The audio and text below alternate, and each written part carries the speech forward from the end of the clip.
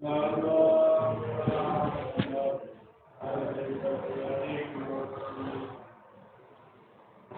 عليكم ورحمة الله وبركاته. الحمد لله رب العالمين، والصلاة والسلام على رسولنا سيدنا محمد وعلى آله وصحبه أجمعين. அல்லாஹ் தஆலா செய்த பாவங்களை நாம் மன்னிப்பானாக.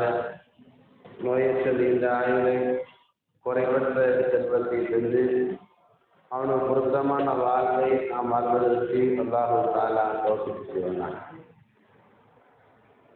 அல்லாஹ் தஆலா கபருடைய வேதனையில் நம்மை பாதுகாத்து நம்முடைய கபரில நாம் நிம்மதியாக மகிழ்ச்சியாக வாழ்வதற்கு தேவையான செய்ய வேண்டிய அமல்களை பற்றி நாம் பேசி வருகிறோம்.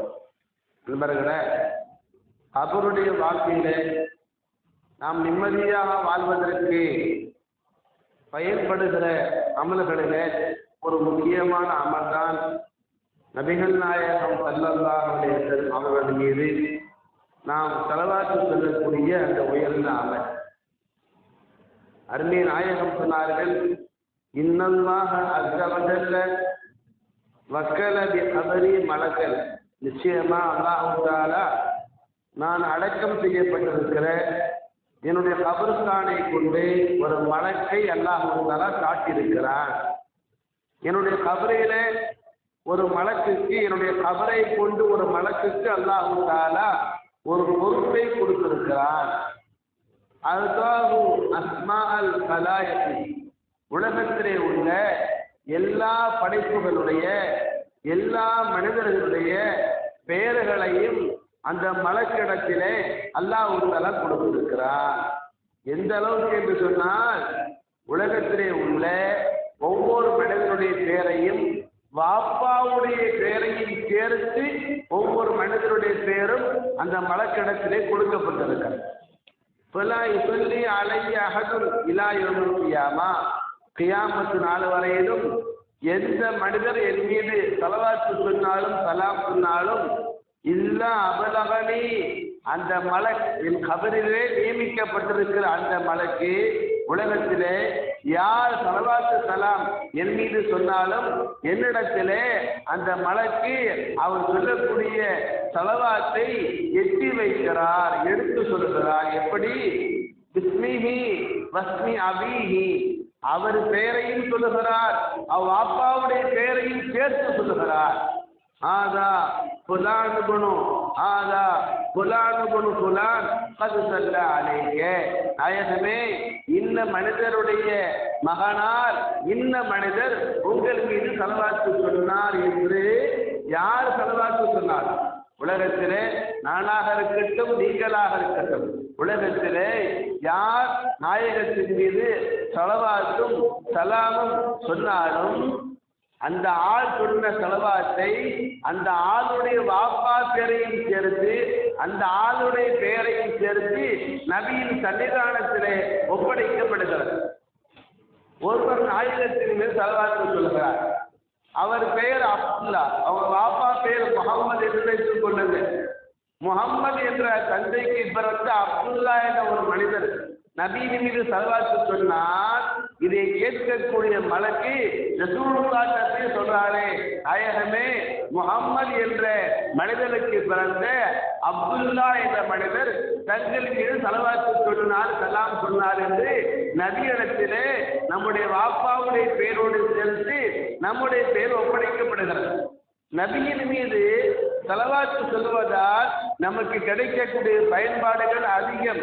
அதிலே ஒரு பயன்பாடு, நபியோடு நமக்கு ஒரு தொடர்பு கிடைக்கும். நபியுடைய உயிரோடு நபியினுடைய ஆன்மாவோடு நமக்கு ஒரு பழக்கமும் தொடர்பும் ஏற்படுகிறது. நண்பர்களே, உலகத்தில் வாழும் பொழுது நாள்தோறும் நாயகத்தின் மீது ஸலவாத்து சொல்லி நம்முடைய உயிருக்கும் அவர்களுடைய உயிருக்கும், நம்முடைய ஆன்மாவுக்கும் அவர்களுடைய ஆன்மாவுக்கும் ஒரு தொடர்பு உண்டாகிவிட்டால் நம்ம ஸலவாத்து சொல்லும் பொழுதெல்லாம் நம்ம பேர் யார்கிட்ட சொல்லப்படுது? ரசூலுல்லாஹ்ட்ட சொல்லப்படுது. அப்படி சொல்லப்படும் பொழுது ரசூலுல்லாஹ் நமக்கு மத்தியில ஒரு கனெக்ஷன், ஒரு தொடர்பு உண்டாகும். இந்த தொடர்பு எப்பொழுது பயன்படும்? இந்த தொடர்பு எப்போது நமக்கு உதவும் என்று கேட்டால் கபருஸ்தானிலே கொண்டு வைப்பார்களே நம்மை, அப்போது இந்த தொடர்பு நமக்கு உதவியாக. ஏனென்றால் கபருஸ்தானிலே அடக்கம் செய்யப்படுகிற ஒவ்வொரு மனிதனிடமும் கபருக்கு வரக்கூடிய முன்கர் நக்கீர் மலக்குமார்கள் ஒரு முக்கியமான கேள்வியை கேட்பாங்க. எல்லா கபராளிகளிடமும் இந்த கேள்வி கேட்கப்படும். ரசூலுல்லாஹ்வுடைய முகத்தை நமக்கு காட்டப்படும். நபியினுடைய முகம் நமக்கு காட்டப்பட்டு இந்த மனிதரை பார்த்துக்கொள், இந்த மனிதரை பற்றி நீ உலகத்திலே என்ன சொல்லிக் கொண்டு இருந்தா, இவர் யாரு உனக்கு தெரியுமா என்று கேட்கப்படும். இங்கே புரிந்து கொள்ளுக்கு நம்ம யாரும் பார்க்கல, ரசூலுல்லாஹ் கண்ணால பார்க்கல.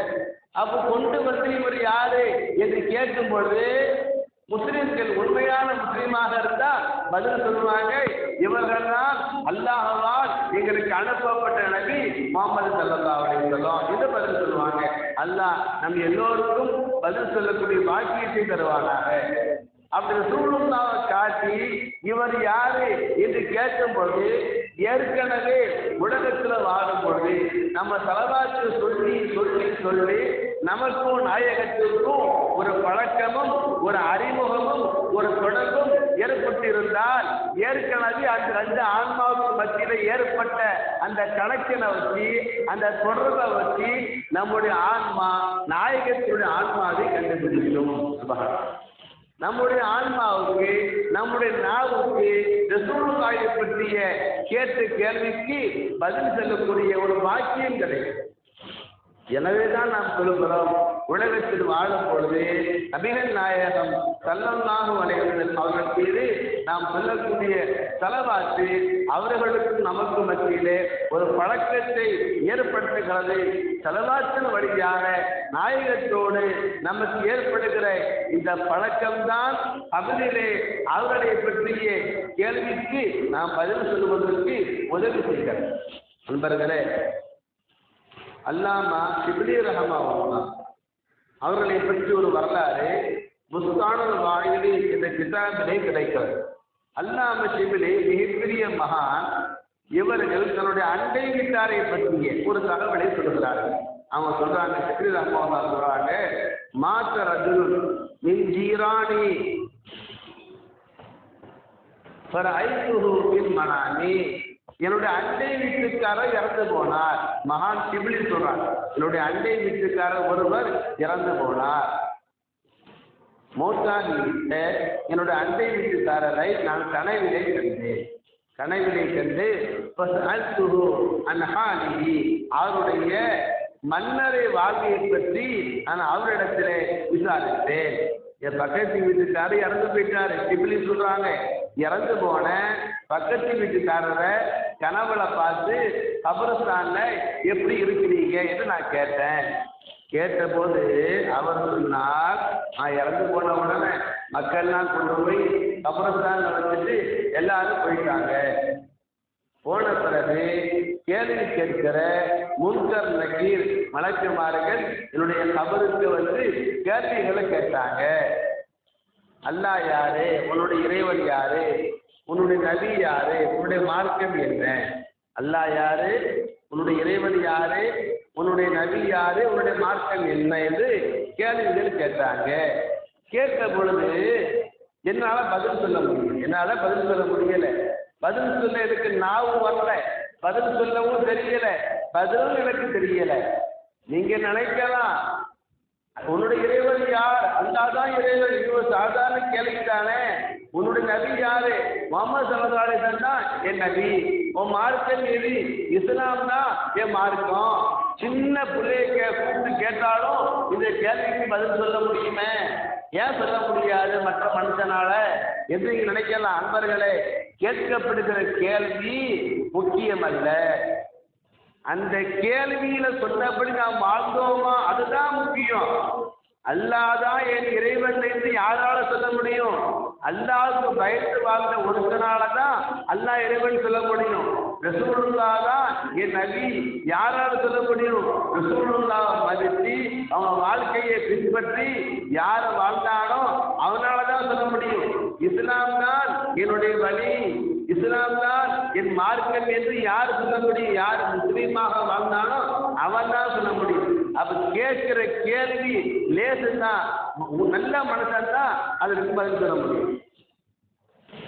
இப்ப அந்த கேள்விகளுக்கு என்னால பதில் சொல்ல முடியல. உடனே அந்த 2 மலக்குமார்கள் கேள்வி கேட்க வந்தாங்கல்ல, முன்கர் நக்கீர் மலக்கு, பதில் சொல்ல முடியாம நான் தவித்த உடனே, திணறிய உடனே 2 மலக்கில ஒரு மலக்கு என்னை தாக்குவதற்கு முற்பட்டார். என்னை வேதனை செய்வதற்கு அவர் ஆரம்பிக்க போனார்.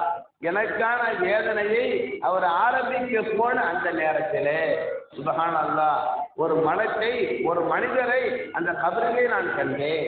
கேள்விக்கு பதில் சொல்லாம மலக்குமார்கள் என்னுடைய வேதனையை துவங்க போன அந்த நேரத்திலே ஒரு அழகான தோற்றமுடைய ஒரு மனிதரை என் கபருஸ்தானுக்குள்ளே நான் கண்டேன்.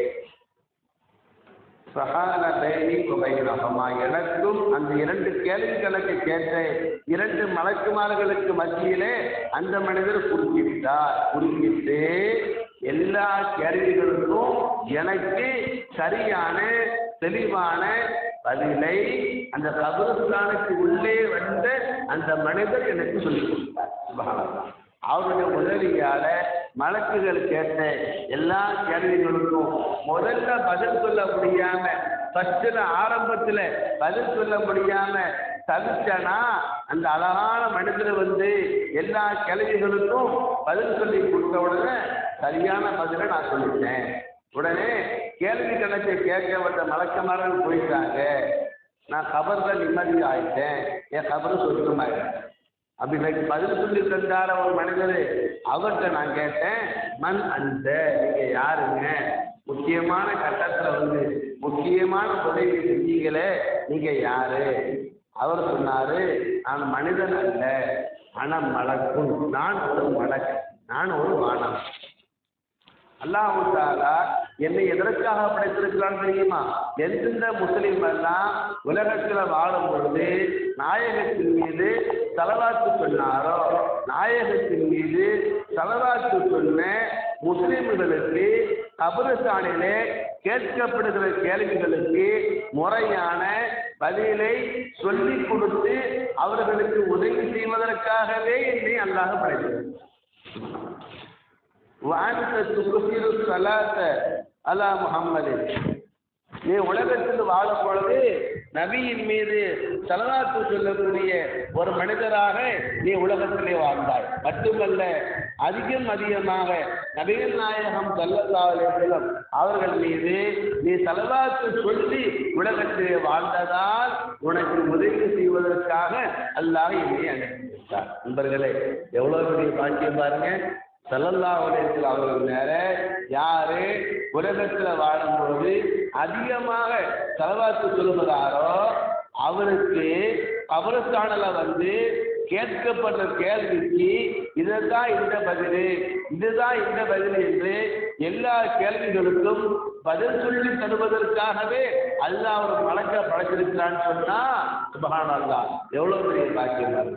அந்த மலக்கு சொன்னார், நான் உன்னோடு தான் இருக்கேன், உன்னோடு இருந்து கேள்விகளுக்கு நான் பதிலை சொல்லி தந்ததை போல எல்லா கவலைகளையும் உன்னை காப்பாற்றுவேன், நரகத்தினுடைய வேதனையை விட்டும் உன்னை நான் பாதுகாப்பேன், நாளைக்கு மறுமையில சொர்க்கத்துல கொண்டு உன்னை சேர்க்கும் வரையிலும் உன்னை விட்டு நான் போகவே மாட்டேன் என்று அந்த மலக்கு சொன்னார். இப்போது அந்த மலக்கினுடைய உதவியால் நான் கபரிலே நிம்மதியாக வாழ்கிறேன். நான் கபருஸ்தானிலே நிம்மதியாக வாழ்வதற்கு நபியின் மீது உலகத்திலே நான் வாழ்ந்த பொழுது சொன்னேனே ஸலவாத்து ஸலாமும் அதுதான் எனக்கு உதவியாக அமைந்தது என்று அவர் சொன்னாராம். அல்லாமா ஷிப்லி ரஹ்மஹுல்லாஹ் இந்த செய்தியை நமக்கு சொல்லுகிறார்கள். புஸ்தானுல் வாயிதீன் இந்த கிதாபிலே இந்த செய்தியை நாம் பார்க்கிறோம். நண்பர்களே, நபிகள் நாயகம் ஸல்லல்லாஹு அலைஹி வஸல்லம் அவர்கள் மீது நாம் சொல்லக்கூடிய ஸலவாத்து என்பது நம்முடைய கபரிலே நமக்கு நிம்மதியை தரக்கூடிய ஒரு உயர்ந்த அமலாக இருக்கிறது. எனவே இன்ஷா அல்லாஹ் ஆண்கள் பெண்கள் அனைவரும் நீத்து வையுங்கள். நம்முடைய ஒரு நாள் கூட ஸலவாத் இல்லாமல் கடக்கக்கூடாது, கழியக்கூடாது. இன்ஷா அல்லாஹ் குறைந்தபட்சம் ஒரு நாளைக்கு 100 முறையாவது நாம செலவாத்து ஓதணும், அதற்கு அல்லாஹ் தஆலா தௌஃபீக் செய்வானாக. ஆமீன் யா ரப்பல் ஆலமீன். வஆஹிரு தஅவானா அல்ஹம்துலில்லாஹி ரப்பில் ஆலமீன்.